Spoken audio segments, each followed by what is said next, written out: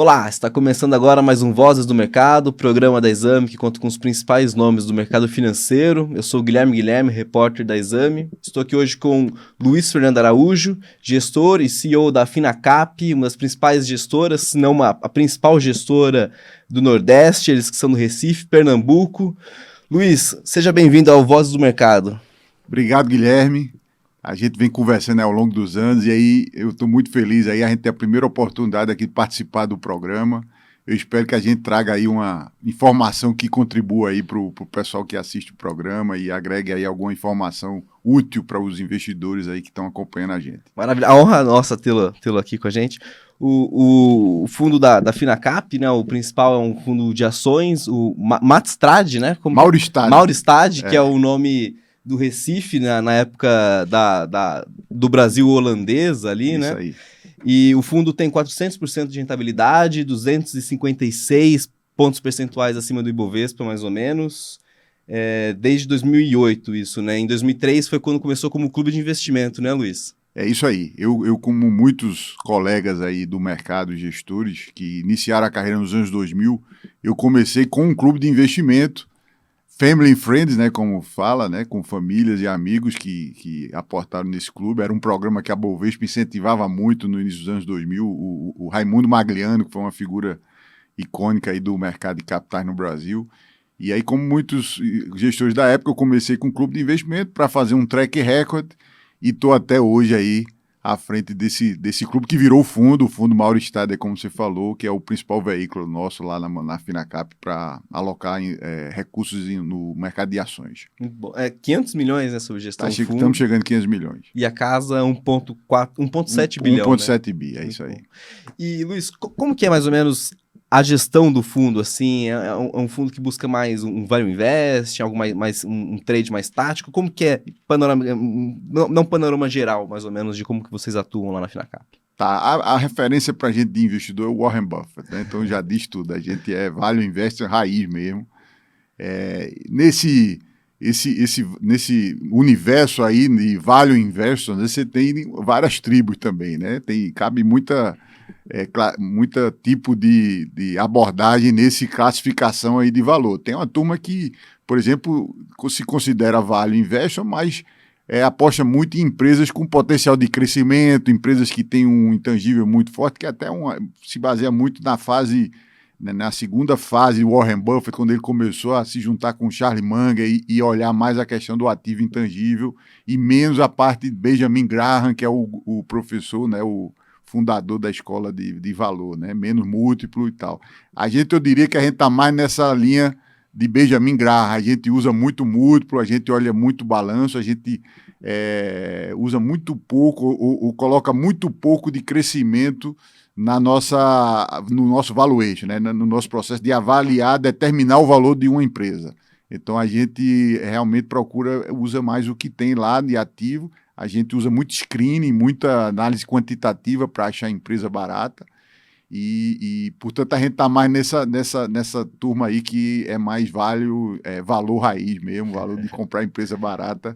E isso que a gente fez a vida toda, pro bem e pro mal, muitas vezes hoje a gente está num ciclo bom para esse estilo de investimento, em alguns períodos do nosso mercado isso não foi muito bom, é um estilo que sofre muito em determinados momentos, mas essa é a forma que a gente aprendeu e tem conforto de fazer investimento para terceiros, principalmente quando você tem responsabilidade de investir patrimônio de terceiros. Acho que você precisa ter muita convicção, ter naquela ferramenta que você está usando, que ela vai funcionar e não vai comprometer o patrimônio desses investidores. Então, essa forma de investir é que deu segurança aí para a gente fazer investimento e vai continuar sempre que a gente estiver à frente aí do fundo. Legal.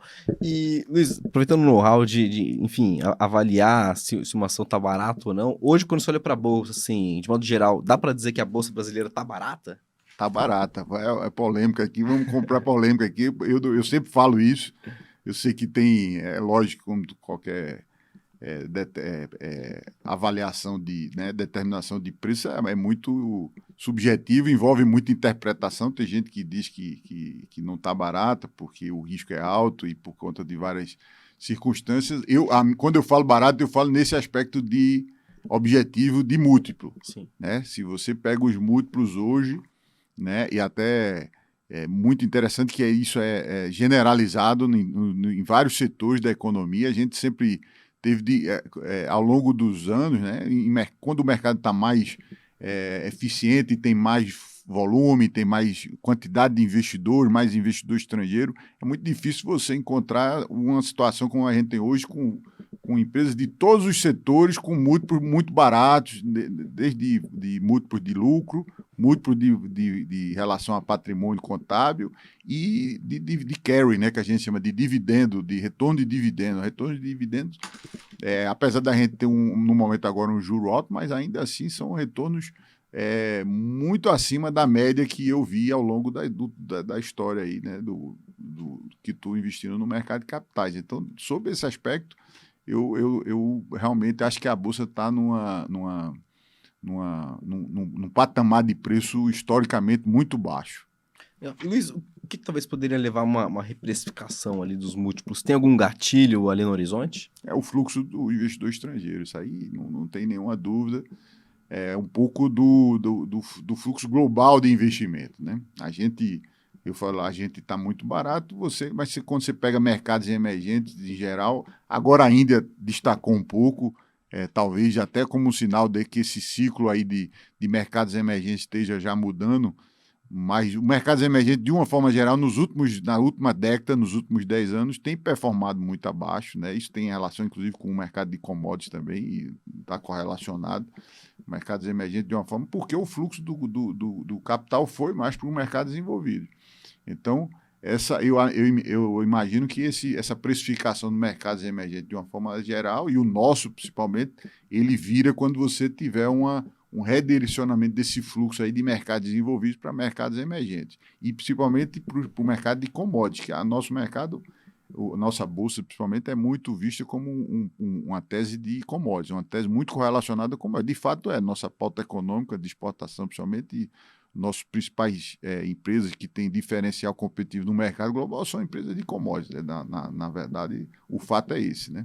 Então, acho que o que vai determinar a nossa performance em dólar, principalmente em moeda real, eu acho que a mudança do fluxo, da composição do portfólio global do mercado financeiro. E, Fernando, nesses últimos anos, os bancos centrais do mundo inteiro subiram a taxa de juros, enfim, para controlar a inflação, e agora começou um movimento contrário, né, de queda de juros. É de se esperar que, enfim, talvez com uma maior liquidez lá fora, seja esse o trigger para os investidores estrangeiros voltarem para o Brasil, e também se isso deixa um pouco animado para o mercado de commodities, assim, a gente pode ver uma atividade um pouco mais forte também, puxando os preços para cima? Isso pode ser, com certeza. A gente tem escrito um pouco sobre isso nas cartas que a gente faz para os investidores. Tem um fenômeno que chama de curva invertida de juros, né? Quando você tem a taxa de juros de curto prazo, ela está maior do que a taxa de longo prazo. Isso já é um indicador quando isso ocorre, né? Porque normalmente você vai ter os juros curtos, ele é menor do que o juro longo, porque as pessoas esperam que vai ter inflação e consequentemente, tem mais risco, mais incerteza, então você exige uma taxa de juros maior no futuro, né? Quanto mais longo, maior a taxa de juros. Isso hoje não inverteu, né? Na verdade, há uns 2 anos atrás, já esse fenômeno da curva invertida já está prevalecendo nos Estados Unidos. E isso é um indicador muito forte de recessão econômica. Isso ocorreu. Esse cenário que a gente tem hoje, na verdade, é muito... Por isso que a gente fala muito sobre isso nas cartas. Quando eu comecei, no final dos anos 90, era um cenário muito parecido. Você tinha uma época, um período de crescimento fortíssimo, foi a época do governo Clinton. Um período muito forte de crescimento econômico na década de 90 nos Estados Unidos e de valorização da Bolsa, e especificamente do setor de tecnologia. Foi a bolha da internet, a bolha do .com da época. Então, final dos anos 90, né, 2000, era um cenário muito parecido com o que tem hoje. O Greenspan era o presidente do Banco Central, e justamente foi ele que, inclusive, usou o termo exuberância irracional. Isso deu até um livro de Schiller, né, que é prêmio Nobel, sobre essa questão dos exageros das bolhas, né, exageros na precificação de ações, principalmente de empresas de tecnologia da época. E essa bolha, e ocorreu exatamente antes de estourar a bolha nos anos 2000, você teve esse fenômeno da inversão da curva da taxa de juros. Crispin teve que subir a taxa de juros até o momento que começou a haver a correção muito forte nos preços dessas empresas. Não foi só isso, teve vários eventos, teve depois logo a crise, o ataque das Torres Gêmeas, né? Você teve a crise dos balanços da Enel, então vários fenômenos que levaram um período de retração muito grande e de estagnação do mercado de ações nos Estados Unidos, nos mercados envolvidos de uma forma geral em toda a primeira década dos anos 2000. O investidor típico hoje não tem essa memória porque não viveu, né?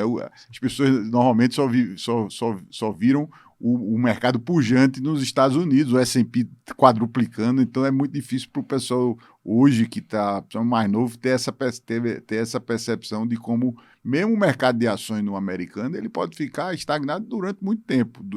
De 2000 até 2012, 2002 até 2012, o Dow Jones ficou totalmente estagnado, o Dow Jones e o S&P 500. Enquanto a gente aqui no mercado, no Ibovespa, a gente multiplicou por mais de 15 vezes em dólar. A gente saiu de 8 mil pontos, que é equivalente a 2 mil dólares, para 45 mil pontos com dólar 1,80, a menos de 1,80. Então a gente foi para quase 40 mil pontos em dólar. Então, foi 20 vezes de valorização. Então a questão do juro, com certeza, pode ser um pouco desse padrão histórico que a gente viu lá no final da década de 90. E aí, tem essa possibilidade dos emergentes voltarem a ser, talvez, os queridinhos ali do mercado mundial? Pode ser. Na medida que você tem essa recessão, o que é que acontece? Você começa um desmonte aí dessa alavancagem, desses negócios de tecnologia, e aí o capital vai procurar outras alternativas de investimento. Muitas vezes aí você vai ter, como ocorreu naquela época, o commodity passa a ser uma alternativa de investimento para os investidores globais, inclusive para preservar capital, para fazer hedge de inflação, que é o commodity, acaba sendo uma opção muito interessante. A gente tem visto alguns estudos muito interessantes sobre o mercado de commodities. A gente deve até escrever sobre uma figura que era muito popular nos anos 2000, chamada Jim Rogers. Era um investidor que operava muito com George Soros e falava muito do setor de commodities no início dos anos 2000. Como agora ninguém acreditava no setor de commodities, e Jim Rogers já advogava, ele mostrava o seguinte: olha, a classe de investimento commodities tem um prêmio tão alto quanto o mercado de equities. A diferença é que ele é correlacionado negativamente, ou seja, quando o equity está subindo, commodities está caindo, mas quando você vira, equity desvaloriza, você começa a ter uma apreciação muito boa nos índices de commodities. Ele, inclusive, constrói o próprio índice, faz essa aposta, ganha muito dinheiro, é um dos principais. Aí fica famoso, tem um livro dele muito que foi muito vendido na época, chama Hot Commodities. Ele, inclusive, era uma figura interessante. Ele andava de moto no mundo todo, rodava a China toda. Então, a gente está relendo ele, deve escrever alguma coisa sobre a história dele, porque é muito interessante. Ele falava no livro exatamente isso. Olha, ninguém acredita em commodities. Eu falo o tempo todo e ninguém acredita que todo mundo só tem a memória de que commodity é um mau investimento, que algum parente perdeu dinheiro com commodity. Ele fala isso logo nos primeiros capítulos desse livro do Hot Commodities. E é muito parecido com o que tem hoje. Então, ninguém acredita que commodities pode ser um bom investimento. Enquanto, quando você pega estudos históricos, você vê que é uma classe de ativo que entrega prêmio de retorno historicamente. Então, não tem motivo para ter excluir a commodity como uma alternativa de investimento aí nos próximos anos. E tem alguma commodity em específico que vocês estão mais animados, entusiasmados da Finacap? Olha, a gente não tem. A gente, petróleo, assim, a gente acredita no processo de eletrificação da economia de uma forma geral. Acho que isso é um dado da evolução da frota de veículos, né? Da questão do meio ambiente também. Então, isso é uma tendência. Mas a gente também vê, e a gente tem lido muito sobre isso, essa velocidade desse processo de transição à energia vai ser mais demorado do que muita gente espera. Então, o petróleo tem muito espaço ainda como fonte de energia principal, até por conta de tecnologia que precisa ser desenvolvida. A energia nuclear tem sido um urânio, né, que é uma commodity básica para a energia nuclear, é uma possibilidade que a gente vê que pode substituir com mais velocidade essa questão do petróleo como fonte de energia, porque a questão da energia renovável, tanto da solar como da eólica, é muito difícil de substituir por conta da capacidade, da capacidade de gerar energia, a eficiência energética desses renováveis não é tão grande quanto o gás e quanto o petróleo. Isso é um problema tecnológico e não é fácil você tem uma forma de você ver isso muito simples, é o seguinte, veja quanta área de placa solar você precisa para gerar a mesma quantidade de energia de uma termoelétrica. Sim. Quantidade de recursos, de espaço físico, o tamanho das pás, das eólicas, para gerar a mesma quantidade que você consegue gerar com gás e com petróleo. Essa eficiência energética que estão desejando é muito baixa, então é muito difícil você substituir. Já a nuclear, tecnicamente, tem a mesma possibilidade de substituição. Tem mais, por exemplo, então, urânio é um negócio que tem se falado muito também. Mas a gente, na verdade, não sabe. É muito difícil. Quando eu falo em commodity, eu estou falando de um índice de commodities que compõem, né? Então, você como em ações, você tem uma carteira diversificada de ações. Quando a gente está falando em commodity e performance de commodity, a gente está falando de um índice que tem todas as commodities, inclusive os grãos. Soja, algodão, milho, também compõem esses índices, né? Então, quando eu falo em commodities, eu estou falando e não tenho aí nenhuma aposta específica em uma determinada commodity. A gente acredita, de uma forma geral, é uma classe de investimento que deve performar bem, mas é muito difícil você se acertar na mosca aí, quem vai ser o campeão aí desse setor. E Luiz, quais são hoje as principais posições que vocês têm em commodities? Bem, aí o que a gente investe em ações, né? As empresas listadas que tem na Bolsa Brasileira, as principais empresas, inclusive do índice, são de commodities, sim, mas são de minério de ferro, que é o principal produto, a Vale, né? As siderúrgicas, a gente tem muita Gerdau também, que a gente acaba... Isso, inclusive, é um diferencial da Gerdau, esse acesso ao minério de ferro em relação às demais siderúrgicas, principalmente as asiáticas. A gente tem exposição também no setor agrícola com a SLC, que é uma empresa porque a gente acompanha desde o IPO e tem muita admiração aí pela capacidade do pessoal de explorar, principalmente no centro-oeste, né, e com alta produtividade, essas culturas de soja, algodão, milho, etc. Então, é um investimento que a gente fez mais recente e que a gente acredita muito. E tem Suzano também, que é tem isso aqui, que é produtora de celulose, né? Que tem floresta aí de eucalipto, que também é um setor que a gente tem uma vantagem competitiva muito grande no Brasil, né? Por conta das condições naturais, né? A condição de capacidade de plantar as árvores e crescer rapidamente, né? Então, se você produzir celulose com florestas renováveis, né? Sem florestas nativas, isso é um ativo, uma diferencial que o Brasil tem muito grande e a gente tem acesso a esses commodities via essas empresas que são líderes no mundo, inclusive, e são listadas na nossa bolsa. Então, a nossa exposição tem muito a ver com essa disponibilidade dessas empresas de excelência aí que são listadas na bolsa. E a gente conhece ao longo dos anos, né? Desde que a gente está na bolsa, a gente acompanha essas empresas, a gente tem bem conforto em investir nelas. Uhum. E Luiz, acho que a gente até comentou um pouquinho antes de começar a gravação aqui, Vale e Suzano tem essa relação, de certa forma, com a atividade da China, né? Eu queria entender um pouquinho se essa aposta é pensando talvez numa retomada de demanda, aumento de receita, ou se é o fato, talvez, da ação tá muito amassada já e ali o preço tá fazendo sentido. Como eu falei, o negócio da gente, primeiro, o preço. Tá muito barata, se você pegar os múltiplos da Vale, né? Do ponto de vista quantitativo, então se enquadra nos critérios que a gente tem para investir, né?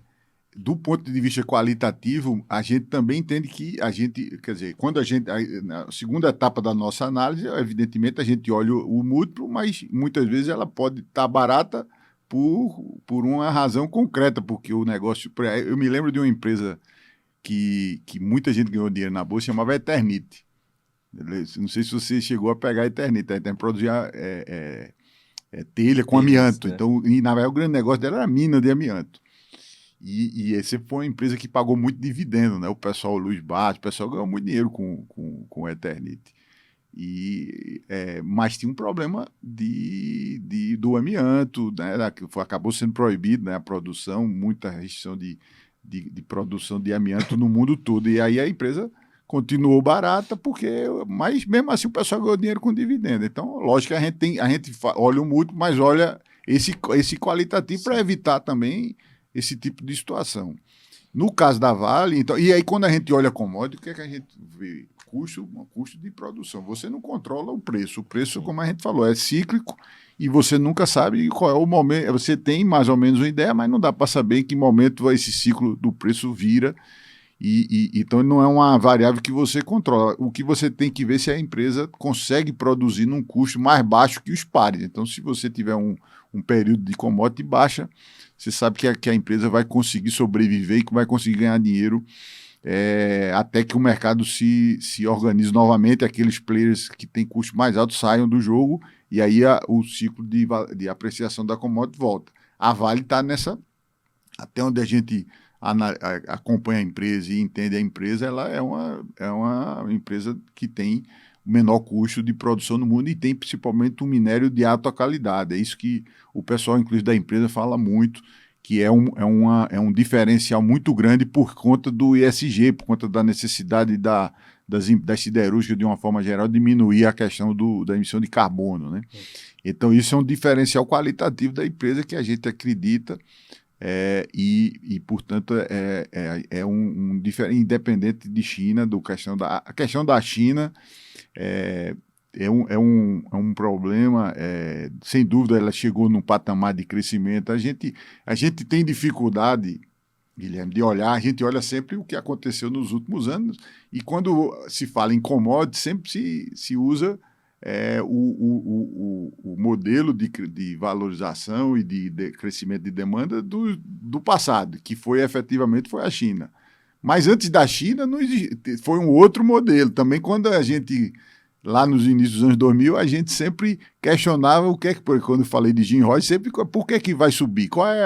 Não vai ter, antes da China era o Japão. O Japão já não cresce mais, está estagnado. Então havia mais questionamento que há hoje com a China, havia no início dos anos 2000, no início dos anos 2000, né? Porque você não sabe quem vai ser o próximo locomotiva de demanda, né? Mas eu acredito que vai haver, o padrão histórico, você hoje já viu que a Índia, por exemplo, a Índia já consome mais do que o Japão minério de ferro, então pode ser um player novo que ia ter uma população tão grande quanto a China, está começando a fazer investimento em infraestrutura.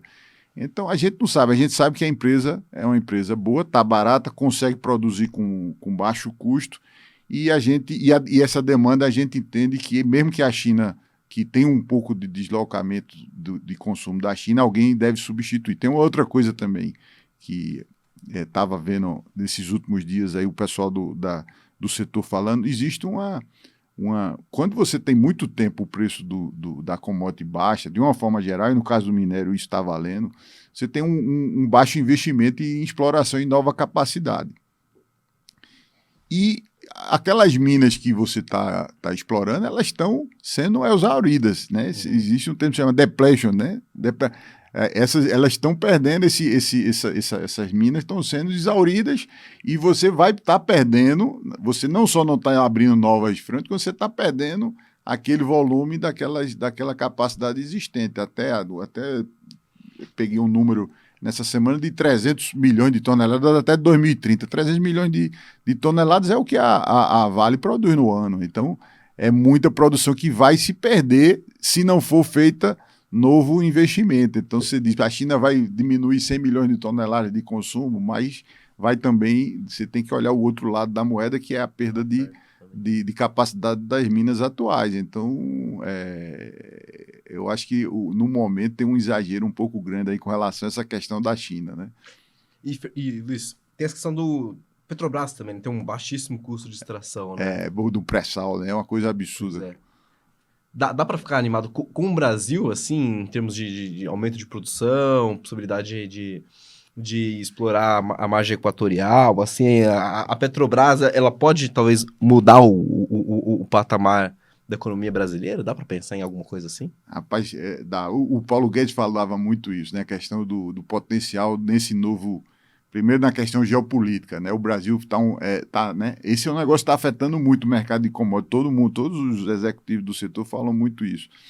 Então, do ponto de vista geopolítico, a gente está bem posicionado, né? A gente é neutro, a gente atende a China, mas também é um país ocidental, né? Que tem boas relações com a Europa e com os Estados Unidos. Uhum.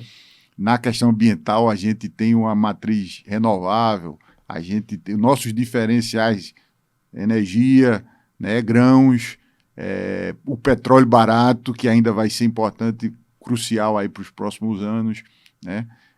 Então, eu sou otimista, eu sou muito otimista. Também, se você quiser investir em bolsa e não for otimista, você tem muita dificuldade, porque é um mercado que o tempo todo é bipolar, né? Como Benjamin Graham diz, você uma hora o pessoal varia de humor muito rápido, né? Então a gente procura ficar mais estabilizado, sempre otimista com cautela. Legal. E Luiz, pensando talvez nessa visão um pouco mais construtiva para o Brasil, comentou um pouquinho antes que vocês dividem, né, a carteira de investimentos por setor ali, e uma parte relativamente pequena para consumo, né? E ainda assim vocês colocam bastante coisa dentro. Daria para ficar otimista também com essa parte de consumo, considerando, enfim, uma perspectiva mais otimista para a economia brasileira? Dá. Em consumo, a gente, como você falou, né, a gente divide a carteira em commodities, utilities, são empresas normalmente concessionária de serviço público, né, energia elétrica e saneamento e transporte. E setor financeiro, que são empresas, né, instituições financeiras e consumo. Aí tudo que não está nesses outros está em consumo. A gente hoje, eu acredito que nesse setor a gente tem a maior exposição é construção civil. A gente tem empresas que a gente acompanha há muitos anos, que tem sempre operam nesse setor, que é um setor dificílimo no Brasil, construção civil, sempre teve muita dificuldade de financiar por conta da taxa de juros, dificuldade de produtividade. Eu sou engenheiro civil, desde que eu me formei, eu me lembro que existia. Quando é que a gente vai atingir uma produtividade próxima do americano, por exemplo? Isso há 30 anos atrás. E até hoje a gente tem uma dificuldade de produtividade. Setor difícil. Mas a gente investe com caras que estão aí desde a década de 70, década de 80, construindo casa popular, né? A MRV, por exemplo, pessoal que tem um know-how absurdo para fazer casa, né, com custo baixo, né, boa qualidade, conhece como ninguém as localizações no Brasil, né, que tem infraestrutura para fazer num custo baixo. Então, a gente tem a gente está animado com esse pessoal, porque a gente sabe, a demanda é infinita de casa no Brasil, né? O problema é a capacidade de financiar e das pessoas de pagarem, né?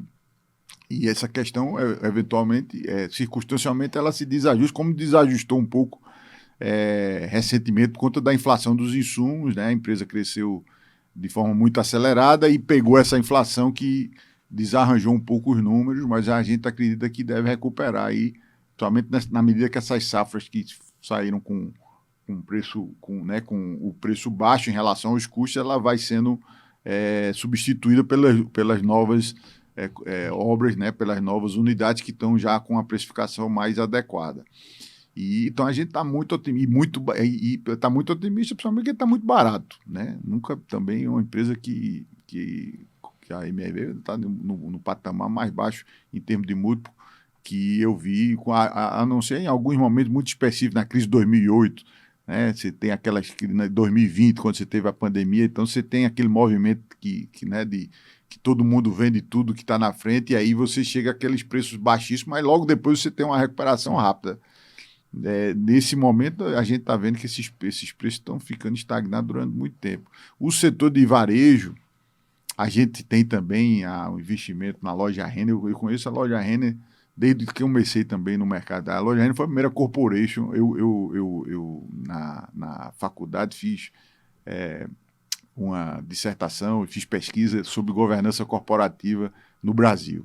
Então, a loja Renner era um case foi uma luz no fim do túnel lá para a gente no início dos anos 2000. Foi a primeira, o grande problema nosso sempre foi a questão da estrutura de propriedade, né, muito concentrada, com direitos de controle diferenciado. Isso era um problema enorme. E a loja Renner, lá no início dos anos 2000, foi a primeira que se constituiu com controle pulverizado, com um CEO profissional, executivo, por sinal espetacular, o Galó, né, é um dos executivos mais brilhantes, aí, tem um histórico de performance absurdo, e a empresa sempre entregou muito resultado. Recentemente, por várias circunstâncias e por uma questão da competição dos chineses, né, das lojas das blusinhas, né, ela começou o mercado a ser muito pessimista e ela entrou, como eu falei, nesse patamar de múltiplo baixíssimo que a gente gosta,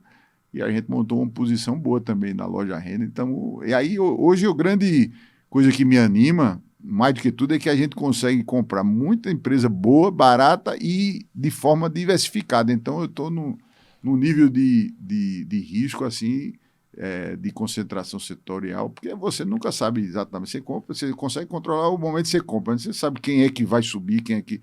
Isso é muito aleatório, é muito difícil alguém dizer para você que sabe exatamente o timing que determinado investimento vai apreciar, né? Quem disser isso é bom desconfiar. Então, quando você tem né, vários setores que você está diversificando, você tem muita probabilidade de sempre estar tendo surpresa positiva, né? Isso é muito bom. Sobre esse investimento em setor imobiliário, em MRV, eu queria entender, essa alta de juros, ela prejudica um pouquinho a capacidade do consumidor, ou a MRV, de certa forma, está mais blindada por atender também a Minha Casa Minha Vida? Exatamente, ela está blindada. Isso era um grande diferencial também, porque a demanda é infinita. E os juros, tem um sistema de financiamento com todos os problemas, mas tem que aqueles juros do sistema, né, do FGTS, do Minha Casa Minha Vida, que garante aquele funding para a população de baixa renda. Então, isso sempre tem. E isso é uma coisa que não afeta tanto a MRV. O problema mais é na ponta do nível de emprego, da inadimplência, a questão da capacidade, né, do consumidor da MRV, do típico, né, daquela renda média baixa, poder consumir, poder pagar as prestações. Mas essa questão muito mais, o juro mais importante para essa questão é o juro de longo prazo. Então, na hora que o Banco Central ele aumenta os juros e ele consegue mostrar para o mercado que no horizonte longo, né, a inflação vai estar controlada e vai estar baixa, eu acho que isso é até mais relevante. Eu acho que é isso mais ou menos que o Banco Central está querendo comunicar. Sim. Ele está querendo justamente colocar essa perspectiva aí para o mercado que no futuro a inflação vai estar sob controle. E aí eu acho que para o segmento isso é que é o mais fundamental. No líquido é positivo, então. Eu acho que é. Eu acho que o Banco Central tem esse problema, né? Houve muito essa discussão. Isso é ruim, porque ele acaba tendo que subir mais o juro do que o necessário, por conta que as pessoas ainda têm essa dificuldade, essa desconfiança com relação a essa capacidade do Banco Central de se manter firme na meta de inflação. Então, eu acho que essa mensagem desse grupo novo que vai entrar, né, com a saída do Roberto Campos, né, de por unanimidade aumentar essa taxa de juros, eu vejo como positivo. Eu acho que para o longo prazo é bom recuperar essa credibilidade do Banco Central para o futuro. E para o setor financeiro, Luiz, assim, a gente sempre ouve falar que para o banco o juro alto pode ser bom e tudo mais. Dá para ficar animado assim, em termos de investimento em ações de bancos, por exemplo, com essa alta de juros? Muda alguma coisa? Acaba não mudando muito não? O setor dos bancos se beneficia com juros altos, sem dúvida nenhuma. O grande negócio dos bancos é que existia, e por isso que eu nunca vi o Banco Itaú, o Banco Bradesco, os bancos de primeira linha pagar dividendo acima de 5%. Era uma coisa que agora a gente está vendo, e PL baixíssimo. Isso por quê? Porque havia uma ameaça, aquele negócio das fintechs e de disrupção do setor e tal, que acabou, a gente viu que não ocorreu. E eu acredito até que vai ter essa transição aí para um sistema mais tecnológico. Inclusive, o Nubank é uma surpresa muito boa para, né, um entrante aí que está impondo uma evolução aí na qualidade da prestação do serviço financeiro. Isso é fantástico. Mas essa velocidade de mudança é muito menor do que o mercado estava projetando. Isso deu oportunidade para quem investiu. E aí, acho que ainda está dando, né?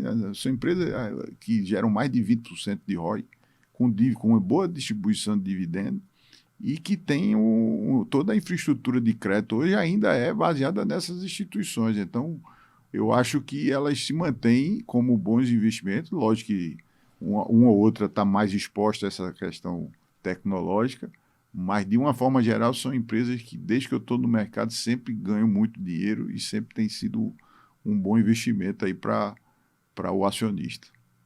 Quando você olha para o setor, assim, qual talvez seja a preferida de hoje, olhando tanto qualidade e talvez principalmente preço? Veja, eu acho que o melhor é justamente essa composição diversificada. Um pouquinho de cada. Um pouquinho de cada, porque você realmente, mercado, você nunca tem, uma certeza que você tem no mercado de ações é que você vai se surpreender e vai errar e vai ter premissas, projeções que você vai fazer que não vão acontecer. Então, o grande negócio no mercado de ações é você ter quando você consegue ter essa capacidade de diversificar e não ficar exposto a uma determinada tese, eu acho que isso é que é a grande coisa e a grande vantagem do investimento hoje no mercado de ações no Brasil. Não é fácil. Por exemplo, quando o mercado de tecnologia lá nos Estados Unidos está muito bom, todo mundo só quer investir em tecnologia. Se o cara está muito concentrado em tecnologia, ele está exposto a um risco absurdo. Pode até dar certo, pode até ser que a NVIDIA, que as 7 magníficas, continue sendo um espetáculo, mas se der errado, o cara está altamente exposto, está totalmente dependente, e você tem o que eu sempre falo, que é um negócio que eu aprendi nessa época, lá no início dos anos 2000, que é o problema da perda permanente. Quando você compra uma empresa cujo preço tem embutido um crescimento muito alto, e isso não acontece, né, o mercado, a perspectiva dos agentes com relação àquilo ali começa a cair na ficha que não vai acontecer, você não recupera mais aquele preço, cai definitivamente, né? O grande negócio da gente, quando a gente faz essa abordagem de valor, é o seguinte: eu posso até estar errado e a ação não vai subir, mas em algum momento o ativo está lá, em algum momento esse preço vai voltar. Então, o único problema que eu tenho é que administrar o tempo, né? Administrar as expectativas dos meus investidores para suportar esse período em que eu vou ganhar menos do que a empresa de tecnologia que está quadruplicando e tal. Mas, em termos de preservação de patrimônio, eu estou tranquilo. Então, eu não vou dizer para você a melhor, eu vou dizer que o melhor para mim é essa possibilidade de diversificar, porque todas estão muito boas, todas essas empresas que eu lhe falei, eu estou extremamente otimista com a perspectiva para esses investimentos. Comprar barato é a melhor opção. É a melhor opção, sem dúvida nenhuma. E eu acho que as perguntas tinham bem nessa linha, assim. Só para ter uma noção, Luiz, quantas empresas, já que é um portfólio bastante diversificado, né? Quantas empresas tem dentro da carteira e talvez qual seja a maior posição e o percentual que ela ocupa, mais ou menos? Pois é, vamos ver. A gente deve ter em torno de 15 empresas. 15 empresas. A maior exposição que a gente tem é na Vale, e deve estar em torno de 10%. A Vale, no Ibovespa, ela tem mais de 10%. Uhum. A Petrobras, com as duas ações, tem mais de 10%. Sim. Então, a gente tem uma exposição, apesar de 10%, mas é mais baixa que o próprio índice. Depois, a posição média da gente vai estar em torno de 5%. Né? Então, é muito tranquilo. Né? Legal. E naquela separação, 30% commodity, 30% utilities, 20% consumo e mais ou menos uns 20% também financeiro, 25 né? e 15, 30, né? 60 em commodities e utilities. Uhum. E isso é interessante, porque commodity tem essa questão do ciclo. Utilities já é outro modelo de negócio, é um fluxo de caixa estável, mais estável, né? com a correção da inflação, dividendo alto, né, constante e evolui, né, tem um hedge de inflação espetacular. Aí você vai para consumo, já é outro, porque enquanto o commodity tem lá a exposição à economia global, a questão da demanda global, eu tenho lá o consumo que está totalmente, assim, não está totalmente dissociado, mas é outra racional econômico, né? Isso é muito bom. Muito mais interno do que commodities, né? Exato. A ideia é taxa de juros local, consumo local, renda local, né? Então isso aí faz com que você nunca vai ter aquele explosão de retorno, não é uma proposta de triplicar o investimento no curto prazo, é uma proposta de multiplicar o patrimônio ao longo dos anos, né? Tem um equilíbrio ali, né? É um equilíbrio. E a gente não falou, mas o utilities, assim, tem tomado acho que sempre tomou, mas tem ficado cada vez mais em evidência, né, entre os fundos, assim, basicamente todos os fundos estão bem posicionados em utilities, né? Seja, sei lá, Sabesp ou mesmo as concessionárias, né? O utilities teve um período muito ruim na época 2016, 2014 até 2016, quando houve aquela desorganização, né, do setor elétrico, principalmente, né? O utilities é basicamente respeito ao contrato, né? São contratos de longo prazo. Se você muda essa coisa, você tem muito problema de governança que afastou o investidor estrangeiro. Sim. Mas, efetivamente, as regras foram mantidas. Teve a questão da renovação daquelas concessões, girou um trauma na época, somente na Eletrobras e nas empresas que aderiram que tinham uma ligação com o governo e tiveram que aderir àquela proposta de renovação. Mas ficou a questão da credibilidade, mas efetivamente a gente já tem desde a privatização, acho que foram no final da década de 90. E até hoje você tem regras bastante estabelecidas, consolidadas, né? Você tem já uma segunda geração de privatização, né? Agora a gente vai entrar no setor de saneamento. Né? Você tem agências também já com profissionais já com bastante experiência. Então, já tem, eu acho que é um setor que já pode dizer que foi testado ao longo do tempo e tem uma boa garantia de respeito aos contratos, né? Inclusive com variação de partidos no poder. Né? Você foi do PT do PSDB, da esquerda para a direita, da direita para a esquerda, e você continuou, né, de uma forma geral, com as regras sendo respeitadas. Então, o setor de utilities tem essa vantagem. Eu acho que o mercado acaba, quando quer ter uma estratégia mais defensiva, acaba voltando muito para o setor de utilities por conta disso. Uhum. Talvez isso seja o que explica hoje muita gente está voltando para o setor de utilities. Né? Uma abordagem um pouco mais defensiva. Ali. Mais defensiva. Um setor de utilities que está fora do jogo, mas pode voltar, e que foi um setor na minha muito forte, é o setor de telecom, né? Telecom, na época que eu peguei o auge da privatização, foi muita... A Telebrás.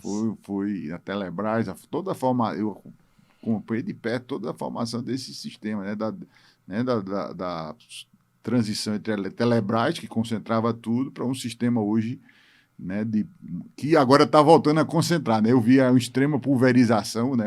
Na privatização separou o celular, separou regionalmente, telefonia fixa, telefonia celular, com vários operadores regionais, e agora a gente está voltando para um modelo parecido com o que a gente tinha lá, estatal da Telebrás, né? Com três players, né, grandes, indo para 2, né? Talvez isso seja um indicativo aí de uma boa perspectiva porque aí isso destruiu muito valor. O setor está meio esquecido porque essa competição e essa pulverização que o setor caracterizou o setor depois da privatização foi muito ruim do ponto de vista de retorno do investimento. Uhum. E talvez agora com essa consolidação foi inclusive muito complicado, muito briga societária ao longo dos anos, né? Dá para escrever vários livros aí das brigas societárias, dos problemas de governança que teve nesse setor. Eu acho que finalmente a gente está voltando para uma organização mais interessante para o acionista. Basicamente duas na bolsa, né? Duas, A TIM, a Vivo, né? TIM Vivo e a Claro, mas não está na nossa bolsa, né? O grupo fora. do México, né? É 8 afora do jogo, né? 8 afora, exatamente. Tinha uma que entrou no IPO, mas acho que é muito pequena também, né? Tem tem as empresas... Que é do Nordeste, inclusive. Do Nordeste. Exato. Da Bahia, se eu não me engano. Não, do Ceará. Ceará? É uma história... BrisaNet. BrisaNet. É uma história espetacular. Um empreendedor, inclusive, merece um livro. Né? Ele até hoje, a sede é lá no sertão do Ceará, uma cidadezinha pequena. Ele manteve lá. A BrisaNet é um espetáculo. A gente não investiu ainda, mas a gente admira muito a história dessa empresa. Mas não só tem ela, não. Tem desktop, tem várias empresas realmente que cresceram nessa área de banda larga. Parecido com um histórico livro que eu investi lá atrás da GVT, que hoje virou a Vivo do Ambos. Mas tem um setor pequeno. Eu acho que hoje o setor está bem mais organizado do que eu vi ao longo dessa história, desses anos todos aí que eu acompanho o setor. Né? Sensacional. Luiz, acho que as perguntas continuam nessa linha mesmo. Tem algum ponto que você queira comentar, entrar mais detalhes? Não, meu amigo, eu estou à sua disposição aqui. Eu não sei quanto tempo a gente falou, mas... Acho que foi uns 50 minutinhos. Uns 50 minutos, eu acho que já deu para... Bom demais. Trazer alguma informação nova, com certeza. Luiz, queria agradecer a participação, sensacional tê-lo aqui em São Paulo. Joia, obrigado. E quando for para o Recife, você está convidado lá a fazer um programa certeza. Do lado da praia de Boa Viagem. Bonito demais aquele escritório, hein? Bonito demais. Tive o prazer de conhecer. Você já conheceu, né? Conheci. É isso aí. Bom, acho que é isso. Então, Voz do Mercado fica aqui. Espero que tenham gostado do programa. Até mais.